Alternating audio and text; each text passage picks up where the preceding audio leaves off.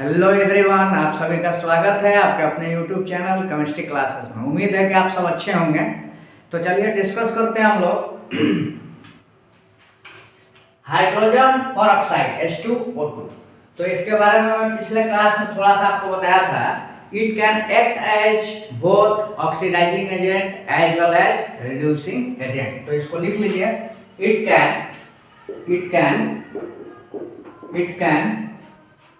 acts both oxidizing agent and reducing agent। Oxidizing agent को यहाँ OH लिख दो, यहाँ आगे लिख दो, लिख सकते हो both oxidizing agent and reducing agent.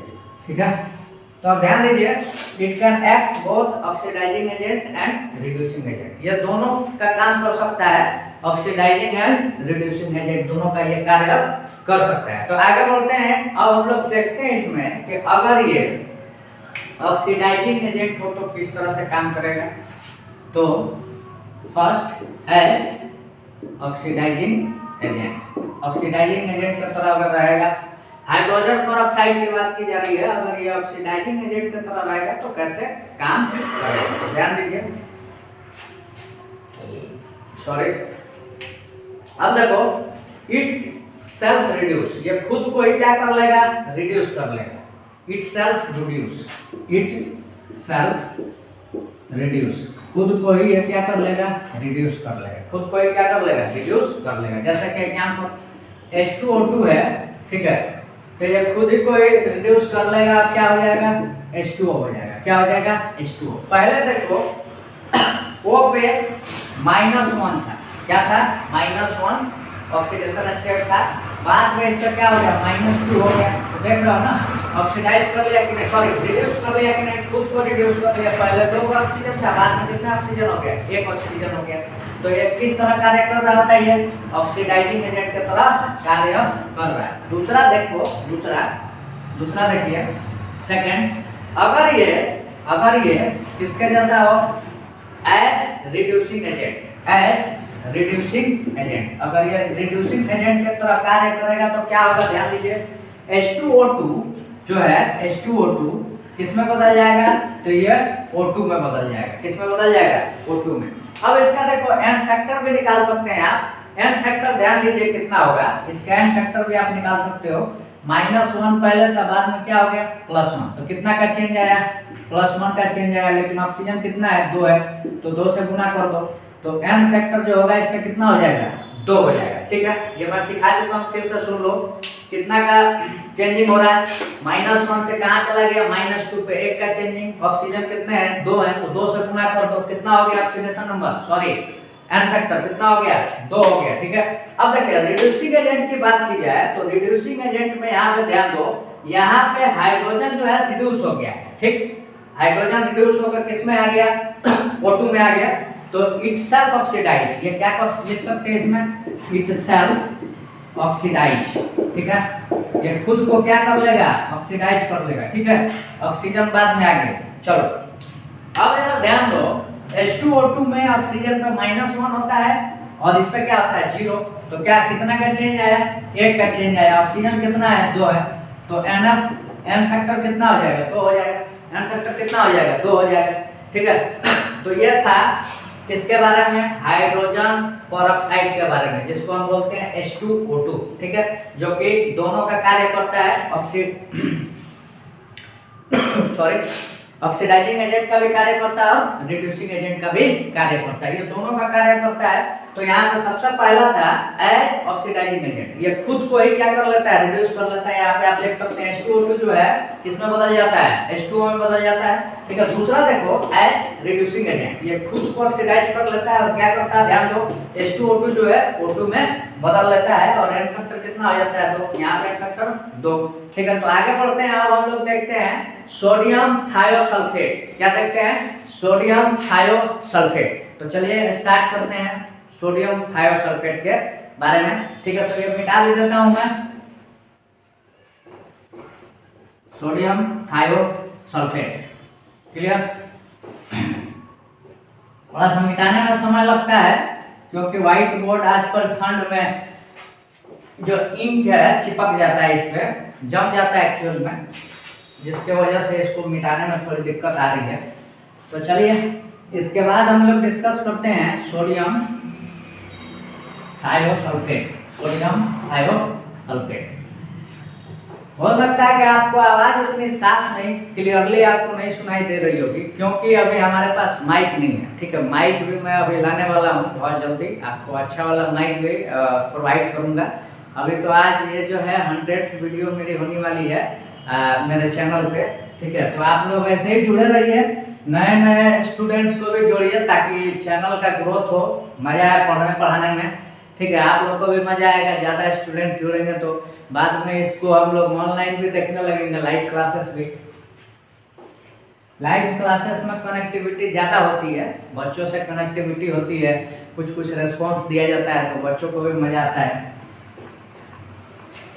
फिर भी मैं कोशिश करता हूँ कि आप लोगों के साथ ऐसे वीडियो रिकॉर्डर में भी खुद को बच्चों से जोड़ा जाए, ताकि आजकल थोड़ा सा ये भी समस्या है ना, आजकल बच्चों को चाहिए ऐसा टीचर जो थोड़े से फनी टाइप के हों और एक दूसरे से वार्तालाप करें, मतलब स्टूडेंट से भी बातचीत करें, तब जाके वो बातचीत करें, मतलब कि गलत वे में नहीं लो, बातचीत का मतलब है कि थोड़ी बहुत कोई भी टॉपिक पे खुल के बात करें।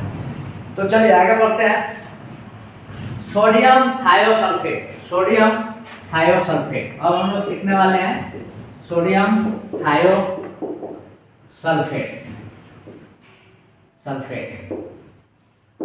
Sodium thiosulphate.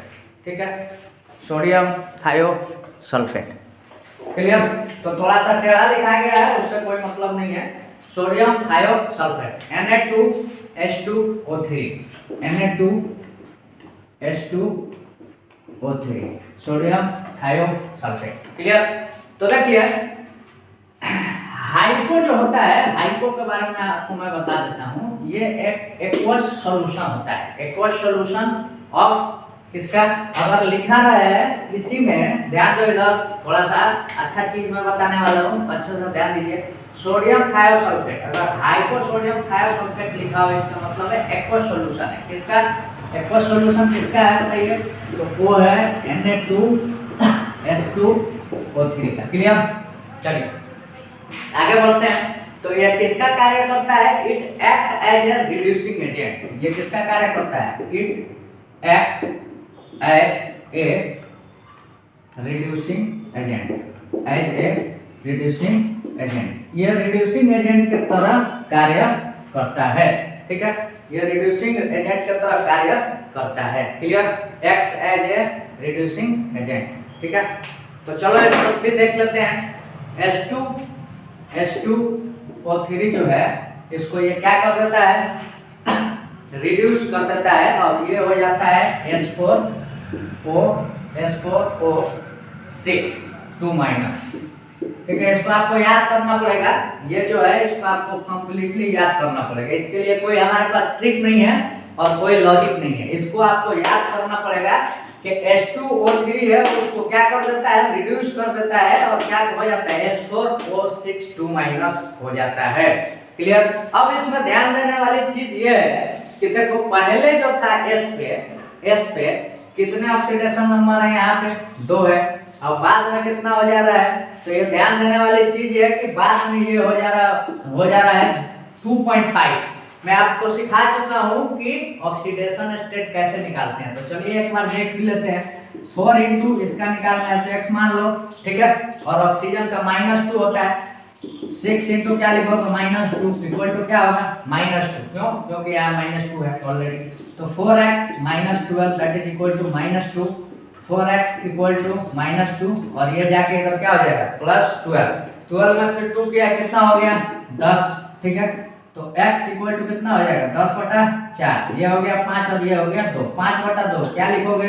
2.5। क्या लिखोगे? 2.5। ठीक है, तो इसका ऑक्सीडेशन नंबर कितना हो गया? 2.5। ऑक्सीडेशन नंबर कितना हो गया? 2.5। कोई दिक्कत है? कोई समस्या है? नहीं होनी चाहिए। अब देखो पहले था +2, पहले क्या था? +2, बाद में कितना हो गया? 2.5 हो गया। बाद में कितना हो गया? 2.5। तो कितना का चेंजिंग आया बताओ? 0.5 का चेंजिंग आया है। कितना का चेंजिंग? 0.5 का चेंजिंग आया है। और यहाँ पे सल्फर कितना है? 2 सल्फर है, तो 2 से गुना कर दो, कितना हो जाएगा? 1। कितना हो जाएगा? 1। ठीक है, तो n फैक्टर इसका कितना हो गया? 1 हो गया। n फैक्टर कितना हो गया? 1 हो गया। क्लियर? n फैक्टर जो है 1 हो गया। समझ में आ गया बात आपको? तो चलिए आगे बढ़ते हैं। ठीक, n फैक्टर सॉरी 1 मिनट। हाँ, 2 ही ऑक्सीजन है, 2 ही सल्फर है ना, तो यहाँ पे हम लोग हाँ n फैक्टर जो है 1 हो जाएगा। कितना हो जाएगा? 1। अगर उल्टा बात किया जाए, एक और देखो, एक और चीज इसमें मैं सिखा देता हूँ। इसका तो n फैक्टर 1 होगा, ठीक है। आगे बढ़ते हैं। एक और आपको मैं बताता हूँ, ये भी आपको याद रखना पड़ेगा। देखिए S4 जो है, S4O6, ये भी रिड्यूस हो जाता है किसमें? तो ये आप लोग लिख लीजिए H2O3 2 माइनस, ये भी किसमें रिड्यूस हो जाता है? H2O3 2 माइनस में। फिर से सुन लो, H2O3 रिड्यूस हो जाता है S4O6 2 माइनस में, और S4O6 भी क्या हो जाता है? रिड्यूस हो जाता है H2O3 2 माइनस में। क्लियर? ये रिड्यूस एक्चुअली में नहीं होगा, ये इसको हम लोग बोलते हैं थायोसल्फेट। इसको क्या बोलते हैं? थायोसल्फेट। इसको हम लोग बोलते हैं थायोसल्फेट। इसका नाम आपको याद रखना पड़ेगा, थायोसल्फेट। ठीक है, और इसका नाम जो होता है, ये भी आप लोग नाम लिख लीजिए, ये भी काम आता है। तो इसका नाम है tetrathionate. Tetrathionate ion. Tetrathionate ion. फिर से सुन लो, एक बार और बता देता हूँ, H2O3 जो है, इसका नाम होता है थायोसल्फेट। क्या नाम होता है? थायोसल्फेट। और S4O6 2 माइनस, इसका नाम होता है टेट्राथायोनेट आयन। ठीक है, अब देखो S4O6 जो है ये रिड्यूस हो गया H2O3 2 माइनस में। ठीक है, तो इसमें हम लोग देखते हैं, अभी निकाले थे, इसमें कितना आ रहा था? -2.5। ठीक है, किसमें चेंज हो गया? तो ये चेंज हो गया आपका 2 में। तो कितना का चेंजिंग आ रहा है बताइए? कितना का चेंजिंग? 0.5 का चेंजिंग आ रहा है। लेकिन सल्फर यहाँ पे कितना है? 4 है, तो 4 से गुना कर दो, तो n फैक्टर कितना हो जाएगा इसका? तो n फैक्टर यहाँ पे हो जाएगा 2। n फैक्टर कितना हो जाएगा? 2। ठीक है, तो हो सकता है कि आपको क्लियरली आवाज अभी नहीं आती होगी। ठीक है, अभी जानते हो इसमें ज्यादा इंक भर दिया हूँ, पूरा हाथ में काला काला लग गया। ठीक है, तो चलिए देखते हैं यहाँ पे n फैक्टर कितना हो गया 2, और इसका n फैक्टर कितना हो गया 1। बहुत अच्छा से क्लियरली आपको समझ में आया होगा। अब हम लोग डिस्कस करने वाले हैं कि ये जो है रिड्यूस करता है I2 को I माइनस में। तो इसको भी हम लोग देख लेते हैं। ये जो रिड्यूस करता है किसको?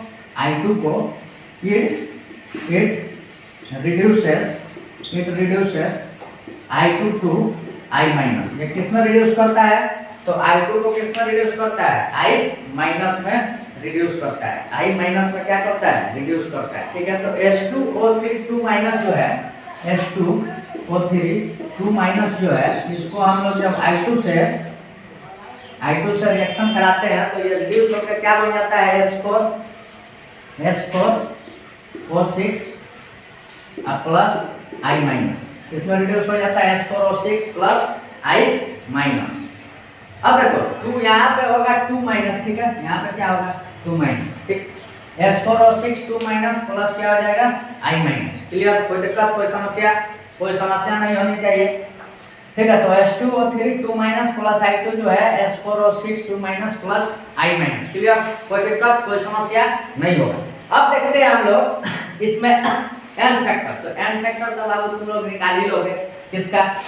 आयोडीन की बात की जाए तो ये इसका तो हम लोग ऑलरेडी निकाले हुए हैं, सल्फर का। तो दोबारा निकालने की नीड है क्या? नहीं है। अब हम लोग आयोडीन का निकालते हैं, तो इस पे होगा 0 और इस पे है क्या?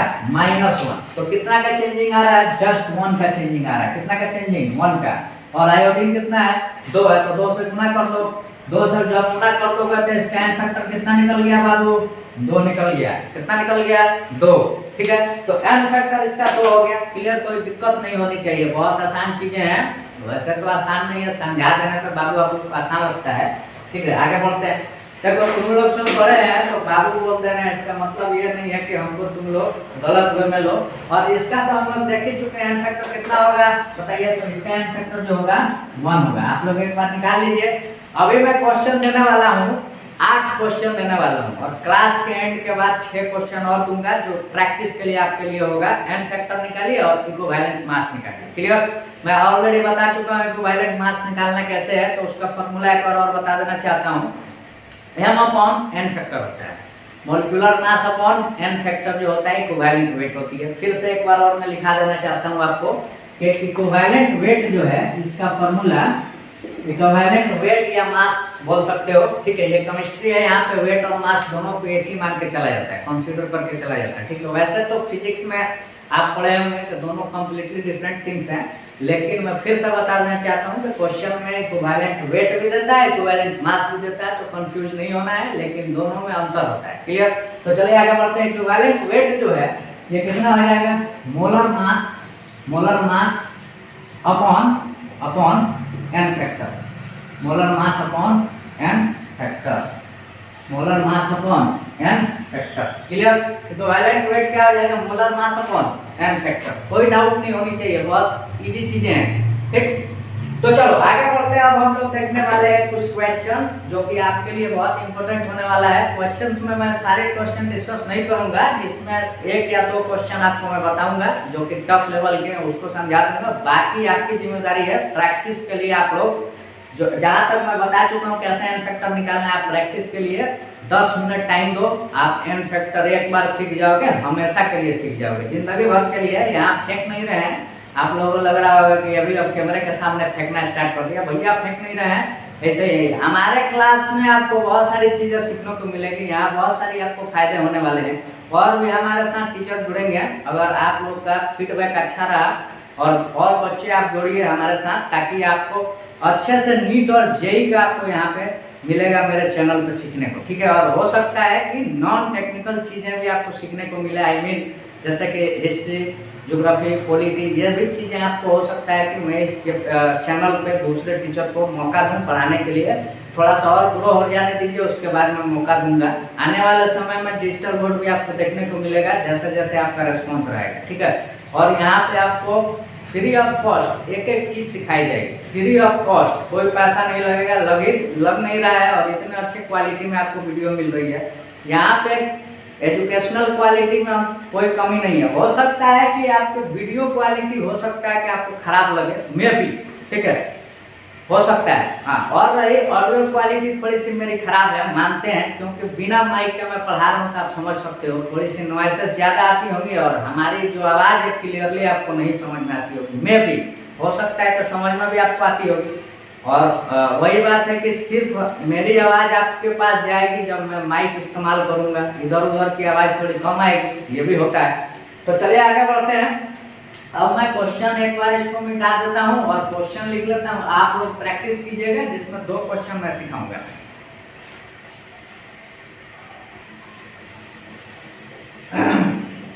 तो चलिए देखते हैं। ये कुछ क्वेश्चन मैं आपको दिया हूँ, कुछ क्वेश्चन है, 8 क्वेश्चन है जो कि आपके लिए मैं दे चुका हूँ, ठीक है। इसमें मैं बता देना चाहता हूँ एक क्वेश्चन नंबर जो 5 है, इसको मैं डिस्कस कर लेता हूँ, जो कि आपसे नहीं बनेगा, गलत बना दोगे, इसलिए मैं इसको डिस्कस करता हूँ, ठीक है। और इससे एक चीज हमें सीखने को ये मिलेगी कि एन फैक्टर जो है निगेटिव नहीं हो सकता है, ठीक है, निगेटिव एन फैक्टर नहीं हो सकता, लेकिन फ्रैक्शन हो सकता है, ठीक है। इससे हम लोग सीख सकते हैं। और कोई भी वैल्यू हो सकती है, 1000 हो सकता है, 2000 हो सकता है, 5000 हो सकता है, 1 करोड़ हो सकता है, ठीक है। एन फैक्टर कितने भी हो सकते हैं, निगेटिव नहीं हो सकती है, पॉजिटिव में कुछ भी वैल्यू आ सकती है, ठीक है। ये आपको मैं चीज इससे सिखाने वाला हूँ अभी। तो देखिए इधर ध्यान दीजिए, क्वेश्चन नंबर 5, बाकी के जो क्वेश्चंस हैं उसके एन फैक्टर और इक्विवेलेंट वेट आपको निकालना है। अगर आपको नहीं आएगा तो कमेंट बॉक्स में बताइए कि मुझे ये वाला नंबर नहीं आया, उसके लिए मैं सेपरेट वीडियो बनाकर अच्छे से डिस्कस करके फिर से डालूंगा, ठीक है। आप लोग भी थोड़ा प्रैक्टिस कीजिए ताकि आप लोग चीज़ें सीखिए। सिर्फ क्लास करने से कोई मतलब नहीं है, यूजलेस है, कोई काम का नहीं है, जान लीजिए। तो चलिए आगे बढ़ते हैं। अब हम लोग सीखने वाले हैं 5 जो है क्वेश्चन F3 0.94 वो ये बदल जाता है Fe2O3, ठीक है। तो इसमें आप लोग जैसे कि जो हम लोग मेथड्स यूज कर रहे हैं उस हिसाब से अगर आप जाओगे तो इस पे +2 होता है और इस पे क्या होता है +3, एक का अंतर हुआ और कितना है 0.94। तो आप लोग n फैक्टर क्या लिख दोगे 0.94, ये ना लिखोगे, जो कि गलत है। इस तरह से इसको हम नहीं बनाएंगे, क्यों, ये भी मैं सिखा देता हूँ आपको। देखिए Fe जो है ये दो इसके ऑक्सीडेशन नंबर होते हैं। Fe कितना है 0.94 है, तो इसके दो ऑक्सीडेशन नंबर होते हैं, एक तो Fe+2 में होता है और दूसरा क्या होता है Fe+3 में होता है, ठीक है। तो मैं ये आपको चीजें बता भी चुका हूँ, क्लियर। तो आप ध्यान दो, मान लो कि इसका ऑक्सीडेशन नंबर कितना है x है, तो इसमें कितने हो जाएंगे, मान लीजिए, सॉरी ऑक्सीडेशन नंबर नहीं, Fe+2 जो है x अमाउंट में है, तो Fe+3 कितना हो जाएगा 0.94 माइनस क्या हो जाएगा x, क्यों, क्योंकि Fe जो है 0.94 ही है। Fe कितना है 0.94 है, क्लियर। जिसमें हम लोग x मान लिए किसको Fe+2 x है, तो Fe+3 कितना हो जाएगा 0.94 माइनस x हो जाएगा, क्लियर, माइनस x हो जाएगा। अब इसमें ध्यान देने वाली चीज ये है, यहाँ पे ध्यान देने वाली चीज ये है कि इसमें हम लोग n फैक्टर निकाल सकते हैं। कैसे, तो देखो यहाँ पे ऑक्सीडेशन नंबर कितना है +2 है, तो +2 इंटू क्या करोगे x, ठीक, +2 इंटू क्या करोगे x, प्लस इसमें कितना होगा 0.94 माइनस x इंटू क्या करोगे 3, ठीक है, इंटू 3, ओके। और माइनस कितना होगा, और माइनस कितना होगा, तो देखो Fe पे +2 होता है, जो कि क्या हो जाएगा माइनस हो जाएगा, ठीक है, इक्वल टू 0, या इसको ऐसे भी लिख सकते हो, इधर +2 लिख सकते हो, इधर क्या लिख सकते हो +2 इक्वल टू, यहाँ पे +2 है तो यहाँ पे क्या लिखोगे इक्वल टू +2, ये भी कर सकते हो आप, कोई दिक्कत नहीं है। अब देखो कितनी वैल्यू आ गई 2x plus 0.94 into 3 minus 3x equal to क्या हो गया 2, ठीक। अब ये कैलकुलेशन करोगे तो यहाँ x की वैल्यू जो आएगी 0.82 आ जाएगी, x की वैल्यू कितनी आ जाएगी 0.82 आ जाएगी। कैलकुलेशन जब कीजिएगा तो x की वैल्यू कितनी आ जाएगी 0.82 आ जाएगी। तो यहाँ पे Fe जो है +2 में है, तो x की वैल्यू कितनी आएगी 0.82 आएगी। दूसरा मेथड में मैं आपको सिखा देता हूँ, इधर ये एक मेथड से आप निकाल सकते हैं, ठीक है। किसका ऑक्सीडेशन नंबर Fe+2 का, जब कितना हो 0.94 हो, ठीक है। Fe जो कितना होना चाहिए उसकी क्वांटिटी की बात हो रही है 0.94 ही होनी चाहिए, तब x की वैल्यू आ रही है 0.82, ठीक। आगे बढ़ते हैं, दूसरा मेथड देखो, एक और मेथड हम लोग सीख चुके हैं। तो ध्यान देने वाली चीज ये है कि Fe जो है Fe कितना है 0.94, जो कि किस में बदल रहा है, तो ये बदल रहा है Fe2O3 में, इसमें बदल रहा है Fe2O3 में। Fe पे क्या होता है +3 होता है, Fe पे क्या होता है +3। अब यहाँ देखने वाली चीज ये है, देखो यहाँ पे इसकी वैल्यू कितनी है 0.94 इंटू क्या होगा x, ठीक, दैट। अब देखो माइनस क्या कर देंगे, इसमें वैल्यू 2 है तो इसको हम लोग क्या कर देंगे घटा देंगे, इक्वल टू क्या कर देंगे 0। तो यहाँ पे x की वैल्यू कितनी आ जाएगी 2 डिवाइडेड बाई 0.94, और इसको हम लोग 200 डिवाइडेड बाई 94 भी हम लोग लिख सकते हैं, 200 डिवाइडेड बाई क्या लिख सकते हैं 94 भी हम लोग लिख सकते हैं, क्लियर, कोई दिक्कत। अब देखो n फैक्टर निकाल सकते हो इसमें। अब इसकी जो वैल्यू आई है 200 डिवाइडेड में कितना आ गया +2 नहीं आके इस पे हम लोग कितना मानेंगे 200 डिवाइडेड बाई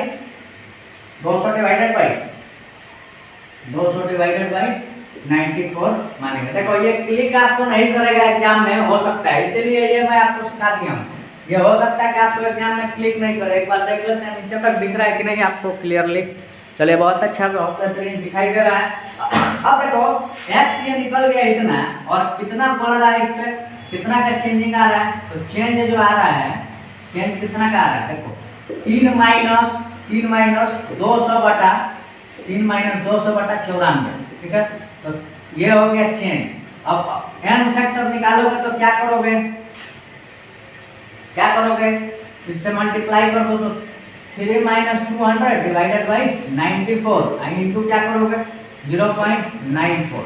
तो n फैक्टर वालों कितना निकल गया, तो ये निकल जाएगा 0.82। n फैक्टर कितना निकल जाएगा 0.82। क्लियर, 0.82, कोई दिक्कत नहीं होनी चाहिए। तो ये n फैक्टर है, ठीक है, n फैक्टर है ये, क्लियर, n फैक्टर है। ये चेंज था, ये n फैक्टर था, इतना हो गया, कोई समस्या नहीं होनी चाहिए। आगे बढ़ते हैं, ठीक है। अब देखो देखने वाली चीज क्या है इसमें, ध्यान दीजिए। ये तो हम लोग डिस्कस कर लिए क्वेश्चन नंबर 5। अब बाकी के जो क्वेश्चन है 1 नंबर 2 नंबर 3 नंबर 4 नंबर 6 7 8, ये आपकी जिम्मेदारी है। ये होमवर्क लिख लीजिए, आप लोग खुद से कीजिएगा, होमवर्क लिख दीजिए, आप लोग खुद से कीजिएगा। अब मैं डिस्कस करने वाला हूँ, नेक्स्ट जो है डिस्कस करने वाला हूँ, जब हम लोग when oxidation number of more than one element changes in A compound. अब देखो ये तो हम लोग सीख रहे थे क्या, जब ऑक्सीडेशन नंबर एक ही कंपाउंड के एक कंपाउंड में एक एलिमेंट का ऑक्सीडेशन नंबर चेंज हो और बाकी का क्या हो, बाकी का क्या हो, बाकी का क्या हो, चेंज नहीं हो। तो फिर से मैं आपको सिखा देना चाहता हूँ कि एक बार सबकी जो ऑक्सीडेशन नंबर आप लोग निकालिएगा, इसका भी इसका भी इसका भी, जिसका चेंज होगा उसका n फैक्टर निकाल लेना है, समझ में आ गया, और इक्विवेलेंट वेट निकाल लेना है। अगर देखो n फैक्टर जो है, अगर एक ही कंपाउंड के एलिमेंट्स जो है अलग अलग एलिमेंट्स, उनके अगर ऑक्सीडेशन स्टेट चेंज होगी तब हम कैसे n फैक्टर निकालेंगे वो अभी सीखने वाले हैं। बहुत ही कम समय में 2 मिनट में आप चीजें सीख जाओ, क्लियर। तो अभी हम लोग क्या सीखे, फिर से सुन लो। n फैक्टर किसका निकालना सीखे, वैसे कंपाउंड का जिनके एलिमेंट्स जो हैं अलग अलग एलिमेंट्स, जिनमें सिर्फ एक एलिमेंट का ही ऑक्सीडेशन स्टेट क्या हो रहा है, चेंज हो रहा है, बाकियों का क्या हो रहा है बताओ, सेम रह रहा है, क्लियर।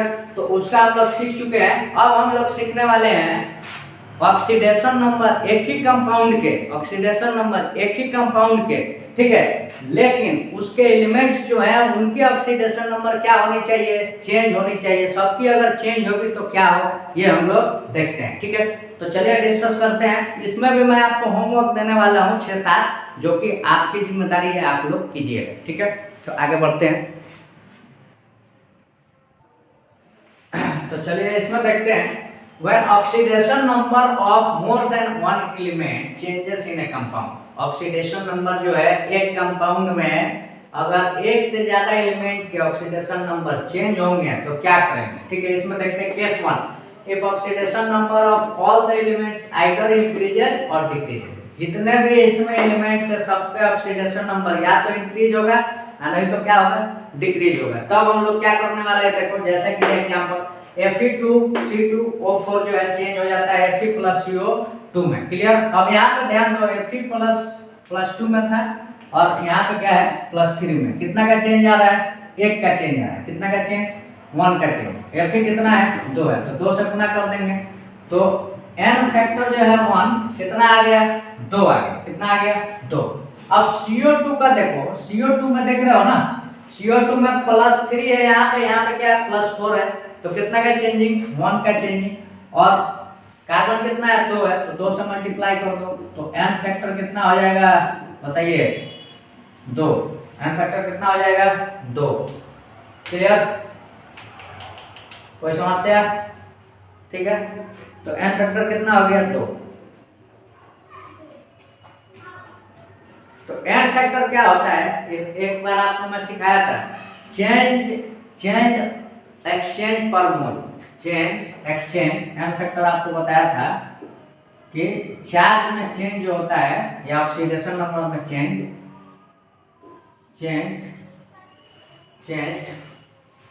एक्सचेंज या चार्ज एक्सचेंज लिख सकते हो।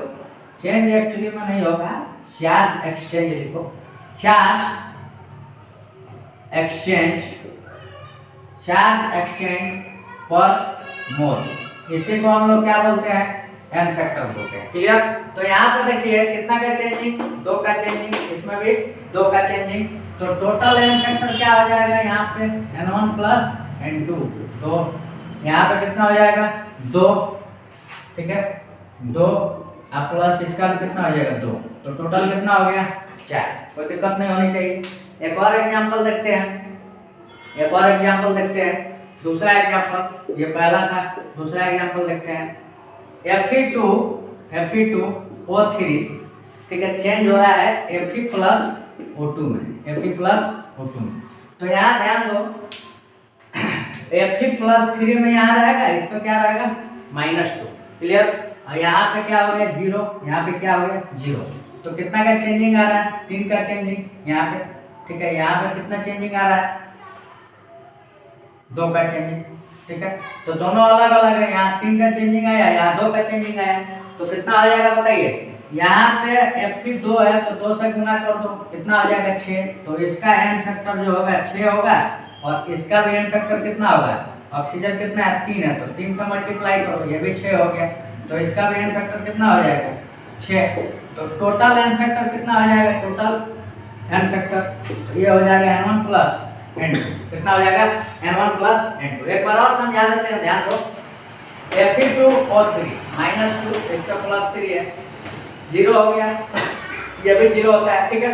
तो +3 से किस पे जा रहा है 0 पे जा रहा है, तो n फैक्टर कितना होगा 6 होगा। कैसे देखो, 3 गुना 2 हो जाएगा, Fe कितना है 2, और पहले से कितना चेंजिंग हो रहा है 3 का चेंजिंग, क्यों, क्योंकि +3 है 0 पे जा रहा है, तो कितना का चेंजिंग 3 का चेंजिंग, 2 से गुना कर दो तो 6 हो जाएगा, ठीक है। यहाँ देखो, यहाँ पे कितना है 2 का चेंजिंग हो रहा है, 2 और 0, 2 का चेंजिंग, 3 से गुना कर दो तो 6 हो जाएगा। टोटल कितना हो जाएगा n1 प्लस n2, 6 प्लस 6 कितना हो जाएगा बताओ, 6 प्लस 6 कितना हो जाएगा 12, 6 प्लस 6 कितना हो जाएगा 12। तो ये हो गया आंसर, 12 क्या हो जाएगा आंसर, ठीक है। तो ये कुछ क्वेश्चंस थे। अब मैं आपको होमवर्क देता हूँ, मैं आपको क्या करता हूँ होमवर्क देता हूँ, ठीक है। तो कुछ होमवर्क भी लिख लीजिए, जैसे कि पहला होमवर्क है, फर्स्ट होमवर्क Fe2 जो है Fe2O3 प्लस SO2 में बदल जाता है, Fe2O3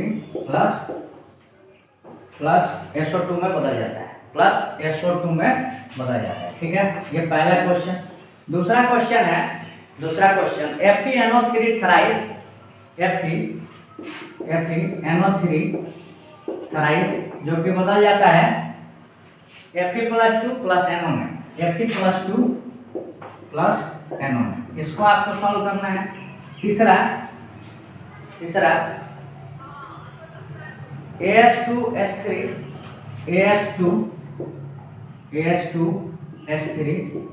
बदल जाता है, AS2S3 बदल जाता है ASO4 में, ASO4 2 माइनस में, प्लस S3 माइनस में बदलता है, 3 माइनस में, यहाँ पे 3 माइनस लिख लेना, SO4 2 माइनस में बदल जाता है, SO4 2 माइनस में बदल जाता है, ठीक है। ये तीसरा क्वेश्चन हो गया। इसके अलावा 2 क्वेश्चन और ले लो, Cu2S, ठीक है, Cu+2 प्लस SO2 हो जाएगा, Cu+2 प्लस SO2 इसमें बदल जाएगा, ठीक है। और पांचवा क्वेश्चन है होमवर्क है, ये होमवर्क ऑलरेडी मैं आपको 7 क्वेश्चन दे चुका हूं, और 5 और 12 क्वेश्चन आपको सॉल्व करना है। Bi2S3, ठीक है, ये कन्वर्ट हो जाता है Bi+S में, इसमें Bi+S में, ठीक है। तो ये जो है 5 क्वेश्चन है आपके, 5 क्वेश्चन, इसको आपको सॉल्व करना है, ठीक है। 5 क्वेश्चन है, इसको आपको क्या करना है सॉल्व करना है। होमवर्क है ये 5, और ऑलरेडी आपके पास 7 क्वेश्चन मैं दिया हूं, तो टोटल क्वेश्चन कितने हो गए 12, 7 और 5 12, तो 12 क्वेश्चन आपके लिए होमवर्क है। तो आज के लिए इतना ही रखते हैं। एन फैक्टर के बारे में हम लोग ऑलरेडी बहुत सारे ऑपरेशंस कर चुके हैं, अब धीरे धीरे हम लोग आगे बढ़ने वाले हैं। अब देखो ये सारी जो चीज़ें हैं ये कॉन्सेप्चुअल चीज़ें हैं, इसमें आपको ध्यान से पढ़ना पड़ेगा, तब चीज़ें आप सीखेंगे, ठीक है। यहाँ पे रटने वाली चीज़ें नहीं है, कॉन्सेप्ट की क्लियरिटी होनी चाहिए। फिर से बता देना चाहता हूँ कि हमारे क्लास में आपको A to Z कॉन्सेप्ट की क्लियरिटी मिलेगी।